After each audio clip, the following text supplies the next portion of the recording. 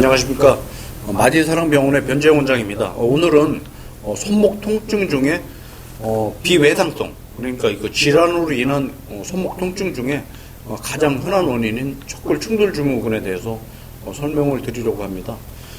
이 척골 충돌 증후군은 지금 그림에서 이제 그 모식도가 나와 있는데, 손목에는 두 개의 뼈가 있습니다. 안쪽에 있는 척골과 바깥쪽에 있는 요골이 있고요.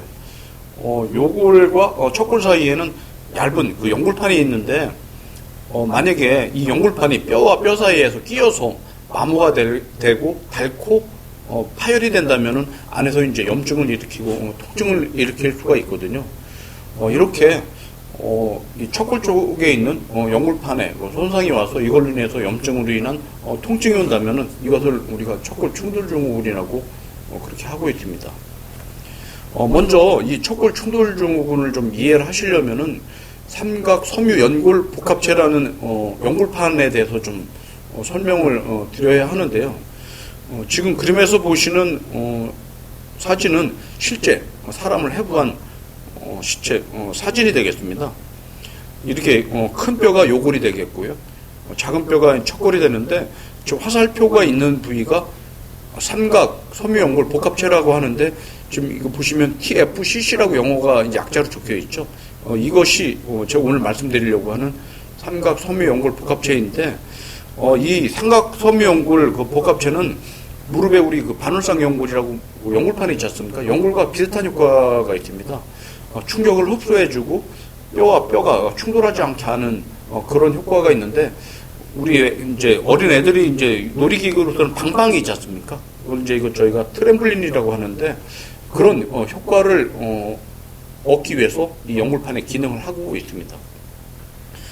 지금 옆에 있는 모식도는 이제 실제 이제 연골판이 어떻게 놓여 있는가에 대한 그걸 설명하려는 그런 모식도가 되는데, 빨간 부위가 TFCC라는 삼각 섬유 연골이 이렇게 놓이게 되는 그런 그림이고요.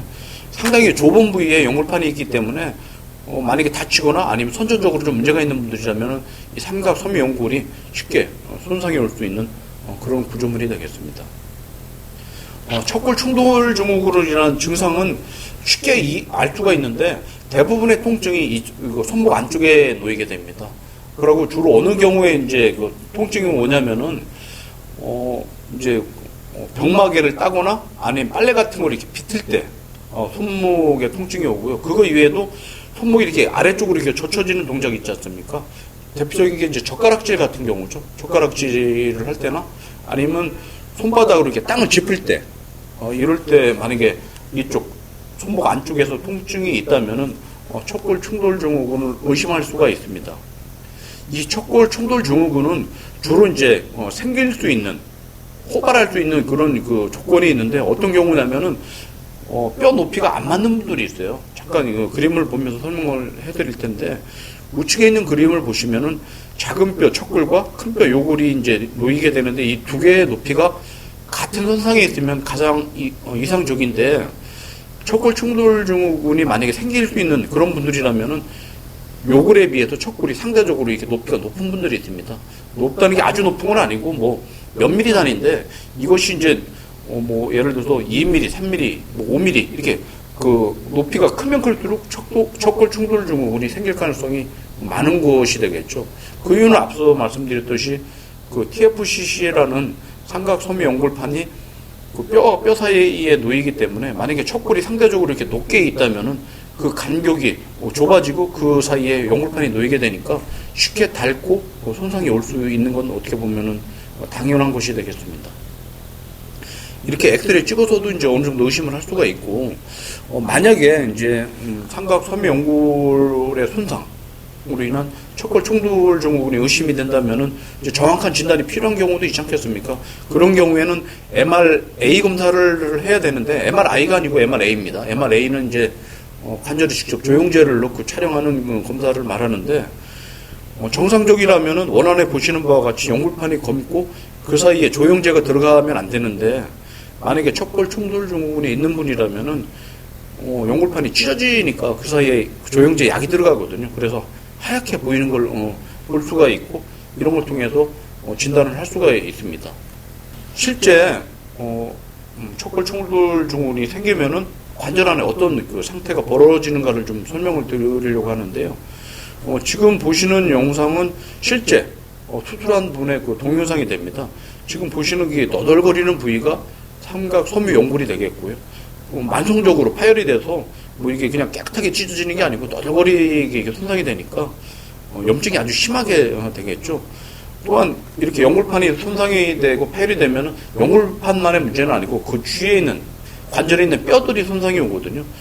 지금 보시는 영상은 그 반대편에 있는 뼈에 관절염이 와서 연골이 이렇게 너덜거리는 것을 볼 수가 있고, 이제 이런 상황이 되면은 이제 환자분들 같은 경우에는 상당히 일상생활하기에 아주 불편한, 짜증나는, 남한테 이게 얘기해도 잘 이해도 못하지만 일상생활할 때 아주 불편한 그런 통증을 느끼게 되겠습니다. 대부분 이런 이제 척골 충돌 증후군이 발생이 되면은 초기에는 약물이나 이제 주사 치료를 많이 할 수가 있고요. 저 같은 경우에는 증식 치료, 주사 치료를 이용해서 좋은 결과를 현재 좀 얻고 있습니다. 또한 이렇게 주사에 효과가 있는 분들 같은 경우에는 최충격파 치료를 통해서 추가적으로 이제 좀 더 염증과 통증을 좀 더 관리할 수가 있는데, 만약에 앞서 말씀드렸듯이 선천적으로 뼈의 높이가 안 맞아서 생긴다면 사실 이런 주사나 약물 치료는 근본적인 치료가 될 수는 없겠죠. 그래서 이런 그 보존적인 치료, 비수술적인 치료에 효과가 없다면은 근본적인 건 뼈의 높이를 맞춰주는 수술이 근본적인 치료가 되겠습니다. 지금 보시는 그 사진은 저희 병원에서 시행하고 있는 증식 치료 사진이 되겠고요. 초음파를 이용해서 염증을 확인하고 주사 치료를 해서 상당히 좋은 치료를 얻고 있고요. 지금 보시는 것은 최충격파 치료가 되겠습니다. 이 치료를 이용해서도 염증도 가라앉히고 손상된 조직도 좀 힐링하게 할 수 있는 그런 좋은 치료법이 되겠습니다.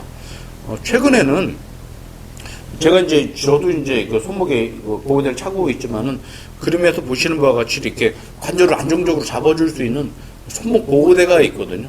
지금 보시는 보호대는 비교적 손의 움직임에 일상생활에 일을 하거나 활동을 할 때 크게 불편하지 않게 손목을 안정적으로 잡아줄 수 있는 보호대인데, 이런 보호대를 이용해서도 상당히 관절에 부담이 덜 가게 치료도 되고 예방도 할 수 있는 그런 좋은 보호대가 되겠습니다.